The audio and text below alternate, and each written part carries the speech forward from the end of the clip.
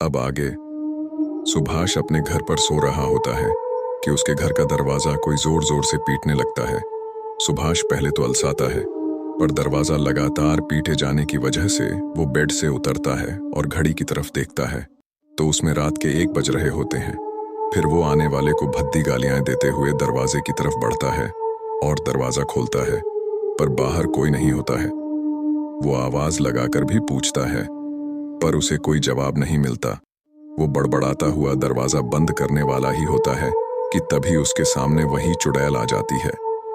चुड़ैल को अपने सामने देखकर सुभाष के तो होश ही उड़ गए और वो धड़ाम से नीचे गिर गया और पीछे पीछे सरकने लगा। उसे ऐसा करते देख चुड़ैल एक भयंकर गर्जना के साथ अंदर आने लगी और जोर जोर से हंसने लगी। इस पर सुभाष बोला कि तुम वापस नहीं आ सकती, ये सच नहीं हो सकता, तुम तो मर चुकी थी। और वो डर से कांपने लगा। इस पर चुड़ैल हंसते हुए बोली कि मैंने कहा था ना कि मैं वापस आऊंगी, तो ते देख मैं वापस आ गई। और जोर जोर से हंसने लगी। फिर फुफकारते हुए बोली कि बहुत शौक है ना तुझे दूसरों पर पत्थर फेंकने का, उनकी आंखें फोड़ने का, तो ले तेरा ये शीक आज मैं पूरा कर देती हूँ। और ऐसा बोल के जोर जोर से हंसने लगती हैं। सुभाष गिड़गड़ाने लगता है और खुद को छोड़ने के लिए कहता है, पर चुड़ैल उसकी एक नहीं सुनती और अपना एक हाथ किसी हथियार की तरह नुकीला बनाकर सुभाष की एक आंख के आर पार कर देती है, जिससे सुभाष दर्द से बिलबिलाने लगता है और चुड़ैल से खुद को छोड़ने की दुहाई मांगने लगता है। पर चुड़ैल उसकी एक नहीं सुनती और उसे बड़ी बेरहमी से मार देती है और फिर जोर जोर से हंसते हुए वहां से गायब हो जाती है। सूरज को आज घर वापस लौटने में देर हो गई थी। वैसे तो वो हमेशा 6 या 7 बजे तक घर वापस आ जाता है, पर आज उसे लौटने में रात के 10 बज गए थे। दरअसल सूरज कपड़ों का व्यापारी है और बाजार में उसकी खुद की दुकान भी है और वो हमेशा अपने दुकान पर मौजूद रहता है। उसके दुकान पर ज्यादातर बनारसी साड़ियों की बिक्री होती है, जिसकी वजह से हमेशा उसकी दुकान पर भीड़ लगी रहती है। पर हर रोज की अपेक्षा आज कुछ ज्यादा ही भीड़ लगी थी उसकी दुकान पर, जिससे उसे आज बहुत मुनाफा हुआ था। और इसी खुशी में वो शराब के ठेके पर चला गया और जमकर शराब पी, जिसकी वजह से उसे समय का पता ही नहीं चला। अगर दुकानदार आकर उसे नहीं बोलता कि अब दुकान बंद करने का समय हो गया है, तो वो थोड़ी देर और बैठ के शराब पीता। वो दुकानदार पर चिल्लाते हुए वहां से उठकर जाने लगा, पर नशा उस पर पूरी तरह से हावी हो गया था, जिसकी वजह से उसके कदम सीधे नहीं पड़ रहे थे। फिर भी वो लड़खड़ाता हुआ अपनी ही धुन में चले जा रहा था। वो जिस रास्ते से घर जाता था वो वही जंगल वाला रास्ता था, जहां पर वो नारियल का पेड़ था जिस पर उस चुड़ैल का साया था। सूरज वहां से निकल ही रहा था कि उस अपने पीछे किसी औरत की आवाज आई, जो उसे उसके नाम से बुला रही थी। सूरज हमेशा से ही एक गंदी नीयत का इंसान था, जिसकी वजह से उसकी गंदी नजर हमेशा औरतों पर बनी रहती थी। और इतनी रात को अपने पीछे किसी औरत की आवाज सुन उसके मन में लड्डू फूटने लगे और वो खुशी से पीछे पलटा। पर जैसे ही वो पीछे पलटा, किसी ने भरपूर एक तमाचा उसके गाल पर मारा, जिससे वो तिलमिला के नीचे गिर पड़ा। कुछ पत्तों के लिए तो उसकी आंखों के आगे अंधेरा छा गया था, पर जब थोड़ी देर बाद उसे होश आया तो अपने सामने देखते ही उसकी डर से हालत ही खराब हो गई। उसके हलक से आवाज तक नहीं निकल रही थी, क्योंकि उसके सामने वहीं चुड़ैल खड़ी थी। गुस्सा उसकी आंखों से अंगारे की तरह बरस रहा था। उसने गुराते हुए उसे कहा, क्या हुआ सूरज बाबू, पहचाना नहीं क्या? और वो जोर जोर से भयानक हंसी हंसने लगी और उसकी तरफ आगे बढ़ने लगी। पर डर की वजह से सूरज की हालत इतनी खराब हो गई थी कि वो अपनी जगह से हिल भी नहीं पा रहा था और ना ही मदद के लिए किसी को आवाज लगा पा रहा था। चुड़ैल उसकी तरफ गुस्से में फुफकारते हुए बढ़ने लगी और बोलने लगी, क्या हुआ, डर लग रहा है? बहुत शौक है ना तुझे दूसरों को दर्द देने का, तो जब अपनी बारी आई तो डर कैसा सूरज बाबू?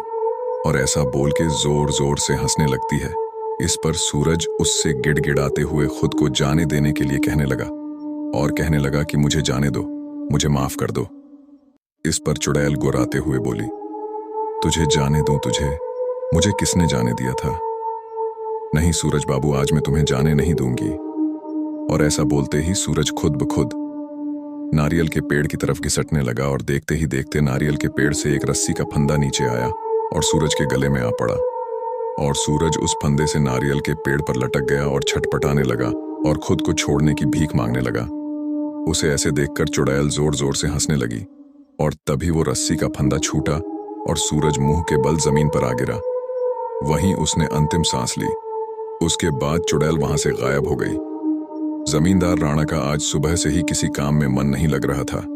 गांव में हुई दोनों मौतों और चुड़ैल के खौफ के कारण उनका मन बहुत विचलित था। जमींदार साहब का एक बेटा भी है जो विदेश जाकर अपनी पढ़ाई पूरी कर रहा है और इनकी पत्नी का 2 साल पहले ही स्वर्गवास हो गया था। उनका बेटा छुट्टियों में उनसे मिलने आता था और 2-3 दिन रुक के फिर वापस चला जाता था। जमींदार साहब के घर में नौकरों की कमी नहीं थी। उनके सारे काम नौकर ही करते थे। उनके बस एक हुक्म की जरूरत रहती थी, पर सारे नौकर शाम के 6 बजे तक अपने घर के लिए निकल जाते थे। और जब से ये चुड़ैल का खौफ गांव में फैला था, तब से तो कोई और नहीं रोकना चाहते थे। सभी शाम होते ही घर के लिए निकल जाते थे। बस यही बात जमींदार साहब को अच्छी नहीं लगती थी, क्योंकि शाम को अपने सारे काम उन्हें खुद ही करने पड़ते थे। इसी बात से उन्हें चिढ़ थी। वो चाहते थे कि उनके सारे नौकर रात के 9 या 10 बजे तक रुके, पर कोई भी उनकी बात मानने को तैयार ही नहीं था। सब नौकरी छोड़ने के लिए तैयार थे, पर देर रात तक रुकने को तैयार नहीं थे और आखिर में जमींदार साहब को ही उनके सामने झुकना पड़ा। यही सब सोचते सोचते रात के 11 बज गए थे। जमींदार साहब अपनी छत पर बैठे शराब पी रहे थे। तभी उन्हें अपने पीछे किसी की आहट सुनाई दी। उन्होंने पीछे पलट कर देखा तो वहां कोई नहीं था। फिर उन्होंने इसे अपने मन का वहम सोच के वापस से शराब पीने में लग गए। तभी उन्हें फिर से अपने पीछे किसी की आहट महसूस हुई। इस बार जमींदार साहब चौंक के अपनी जगह से खड़े हो गए और इधर उधर देखकर पूछने लगे, कौन है यहाँ? पर कहीं से कोई आवाज नहीं आई तो उन्हें लगा कि शायद शराब के नशे की वजह से बार बार ये भ्रम हो रहा है। अब मुझे चल के सो जाना चाहिए। खुद से ऐसा बोलते हुए आगे बढ़े कि तभी उनके उठे कदम वहीं ठिठक गए, क्योंकि दरवाजे के सामने ही वो चुड़ैल खड़ी थी। उसे देखते ही जमींदार साहब का पूरा नशा 2 पल में ही काफूर हो गया और हकलाते हुए बोले, तुम? इस पर चुड़ैल जोर से हंसते हुए बोली, क्या बात है जमींदार साहब, आपकी याददाश्त तो बहुत अच्छी है।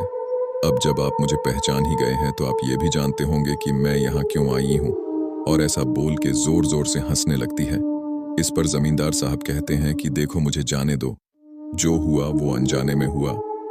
तुम 2 को तो पहले ही मार चुकी हो, अब मुझे जाने दो। इस पर चुड़ैल कहती है, ठीक है, और ऐसा बोल के वो दरवाजे के सामने से हट जाती है।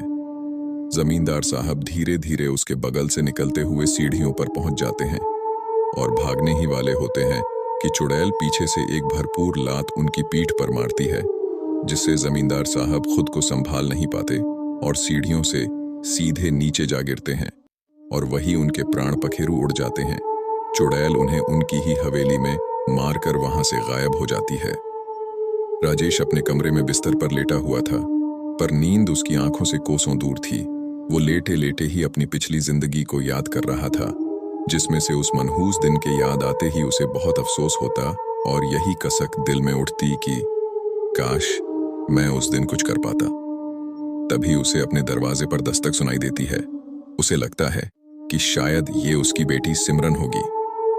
जी हाँ, पहले भाग में आप जिस सिमरन से मिले थे वो इन्हीं की बेटी थी। उन्होंने जाके दरवाजा खोला, पर बाहर कोई नहीं था, तो उन्हें लगा कि शायद हवा की वजह से ऐसा हुआ होगा। वो अभी दरवाजे पर खड़े होकर ये सब सोच ही रहे थे कि तभी उनके सामने वही चुड़ैल दरवाजे से उल्टी लटकी आ गई, जिसे देखकर राजेश की चिख निकल गई और वो अंदर कमरे में जा गिरे। इस पर चुड़ैल हंसते हुए अंदर आ गई और राजेश की तरफ बढ़ने लगी। ये देखकर राजेश जोर जोर से चीखने चिल्लाने लगा। अपने पापा के इतने तेज तेज चिल्लाने से सिमरन दौड़ के उनके कमरे में गई और वहां चुड़ैल को देखकर उसके होश ही उड़ गए। राजेश चिल्ला के कह रहे थे कि मैं तो तुम्हें नहीं मारना चाहता था, फिर तुम मेरे पीछे क्यों पड़ी हो? ये सब सुन के सिमरन की चीख निकल गई, जिसे सुन चुड़ैल पीछे मुड़ी और सिमरन को गर्दन टेढ़ी करके देखने लगी। उसे ऐसा करते देख सिमरन डर से कांपने लगी और वही बेहोश होकर गिर पड़ी। चुड़ैल मुड़कर फिर राजेश की तरफ बढ़ने लगी।